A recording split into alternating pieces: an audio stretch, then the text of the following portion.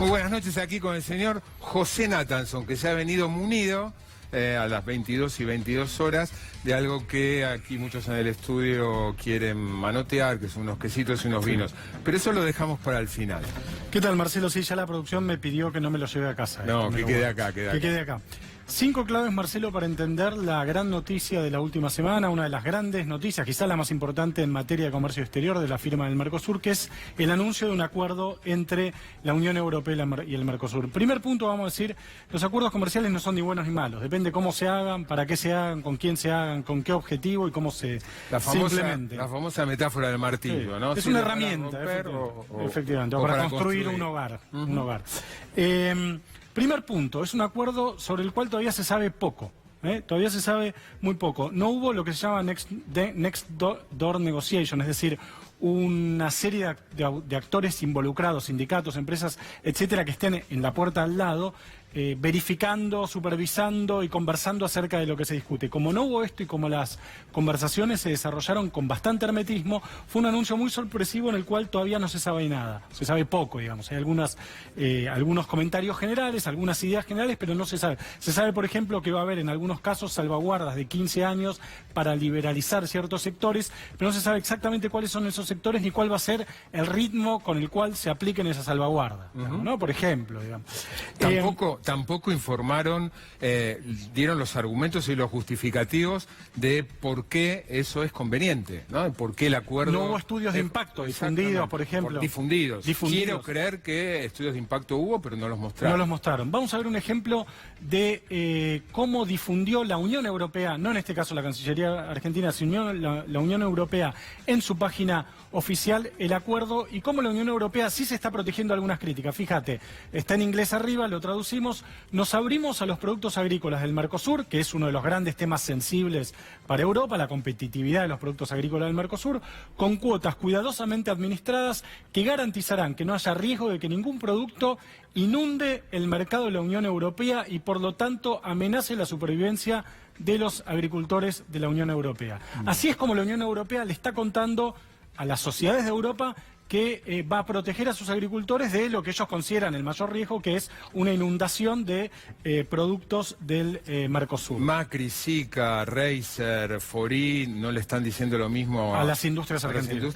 Hasta donde yo he visto, no los han tranquilizado en esos términos. O en todo caso, la Unión Europea sí se está preocupando por tranquilizar a sus agricultores. Ahora, ¿por qué lo firman, decías vos, Marcelo? Bueno, hay una cuestión política bastante básica. Bolsonaro, el presidente de Brasil, está en un momento de mucha debilidad y tiene una mirada muy liberal de la economía, muy liberalizante de la economía. Su ministro de Economía, Paulo Guedes, es muy liberal. Macri está a pocos meses de las elecciones. Le viene muy bien mostrar esto. Ahora uno podría decir, ¿por qué la Unión Europea está impulsando este acuerdo político con el Mercosur, este acuerdo comercial, político de cooperación con el Mercosur? En octubre cambian las autoridades de la Comisión Europea. Jean-Claude Juncker, vamos a ver una foto de él, luxemburgués, que es el presidente de la Comisión Europea desde 2014, ahí lo tenés, un liberal luxemburgués, se va en octubre. Y hay dos movimientos paralelos que pueden hacer que esto, a partir de octubre, sea más complicado. Por un lado, el auge de los nacionalismos en Europa. Marine Le Pen, el Parlamento Europeo tiene cada vez más peso de las bancadas nacionalistas. Salvini de Italia. Salvini de Italia, bueno, ya gobierna algunos países, cogobiernan otros, están creciendo mucho. Y por el otro lado, los verdes, que tienen muchas objeciones, por ejemplo, a cómo se aplica la tecnología transgénica y la siembra directa en los países del Mercosur. Esas dos fuerzas políticas están en ascenso en Europa. Cuando este hombre se vaya en octubre, puede ser que la nueva Comisión Europea tenga más dificultades. También Europa está en un momento en el cual le fracasó el acuerdo que ellos tenían, que era su gran ambición, que era el acuerdo transatlántico con Estados Unidos. Trump se lo hundió. Están buscando, de hecho Europa firmó o está negociando acuerdos de libre comercio con Canadá, Japón, Singapur y México. Está perfeccionando el que tiene con México. Es decir, Europa está tratando de abrirse. La pregunta es si eso nos conviene a nosotros. Bueno, tercera cuestión, ¿a quién le conviene?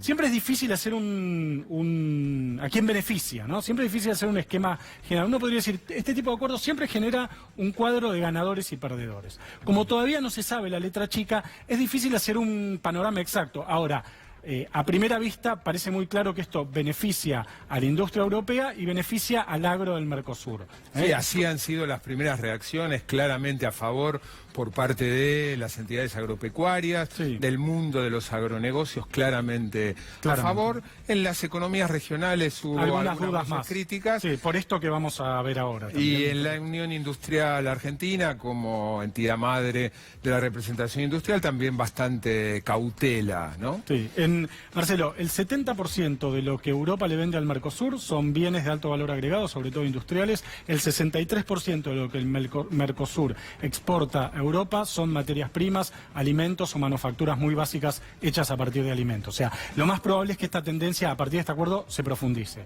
que todavía no sabemos exactamente cuándo se profundice. Tercer punto, cuarto punto, me parece interesante comentar.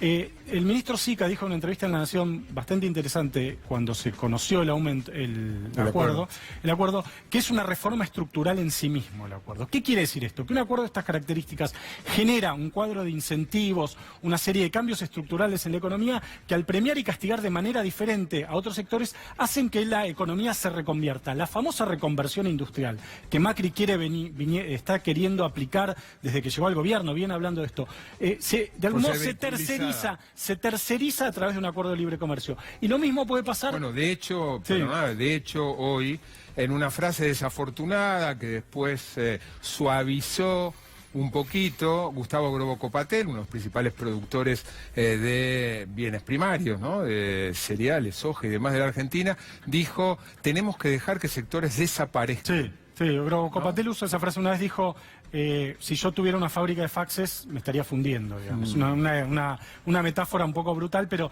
ahora... decíamos, es una especie de forma de tercerizar la reconversión. Para el campo francés lo mismo, que es el gran problema de este acuerdo. Para los europeos, sobre todo para Francia, Polonia e Irlanda, que son los tres países agrícolas que pueden verse perjudicados por esto. Para el presidente Macron también es una forma de decirle a sus agricultores, bueno, se tienen que reconvertir porque firmamos este acuerdo, como Macri se lo está diciendo a los industriales argentinos. Y un último punto antes de pasar, Marcelo, si te parece, a los quesos, vamos a ver una foto de un libro de Michel Houellebecq, no sé si conoces, sí, claro, gran escritor francés, su última novela, Serotonina, una gran novela, la recomiendo mucho. Su misión. Bueno, esta es la siguiente. La siguiente es pre-chalecos amarillos. Viste, Houellebecq siempre se adelanta a los acontecimientos. Esta es previo a los chalecos amarillos.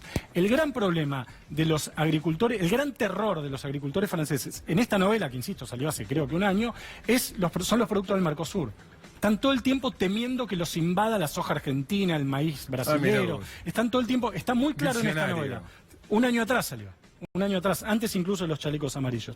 Decíamos, pues esto empieza un largo proceso, tiene que ser ratificado por los parlamentos europeos. 2-3 años. En Bélgica hay 2 parlamentos, porque uno sajón y otro valón, que los tienen que ratificar. Es un proceso largo que se está desatando ahora. Puede ser que esto languidezca también, que esto no se termine de ratificar, que no sean aprobados, que no se aplique, etcétera. Mientras tanto, si te parece, bueno, Marcelo, vamos a la parte gastronómica. Te invito a comer esto que por ahí es todavía tenemos un tiempo, pero una de las últimas veces que vos puedas comer queso rellanito en argentino, o queso, no sé si te gusta más el Roquefort o el rellanito, lo toma la cámara casi, porque una de las cláusulas que incluye un acuerdo son las famosas denominaciones de origen. El rellanito... Incluye el parmesano, tampoco el parmesano y la mozzarella. Y la mozzarella. El rellanito es un queso técnicamente italiano, que se produce en una cierta región de Italia, lo mismo que el champagne en una cierta región de Francia, y lo mismo que el queso Roquefort se produce. Entonces vos tampoco vas a poder comer queso estilo rellanito, ni queso estilo Roquefort, ni queso imitación Roquefort, no va a poder decir nada de eso. Solo vas a tener que verlo e identificarlo a través de la forma que tiene. Intentaron imponer en lugar de Roquefort queso azul. Queso azul, como blue cheese, como dicen en Estados Unidos. Y rellanito que... Y rellanito, no sé, queso duro le van a tener que poner. Pero bueno, para compensar trajimos, Marcelo, y que la cámara lo enfoque acá, un vino que es vino de Mendoza. La asimetría de la imposibilidad de los productores argentinos de ponerle rellanito, Roquefort, mozzarella, etcétera. ¿Mozzarella tampoco? No. ¿Cachocavallo? Bueno, no está la lista todavía de los... ¿Cachocavallo? No. ¿Burrata? Burrata no. Burrata no. Me parece que no, burrata no. Bueno, la forma de compensarlo va a ser con vino de Mendoza. Ningún productor europeo, francés, alemán, español de vino va a poder ponerle vino de Mendoza a su vino.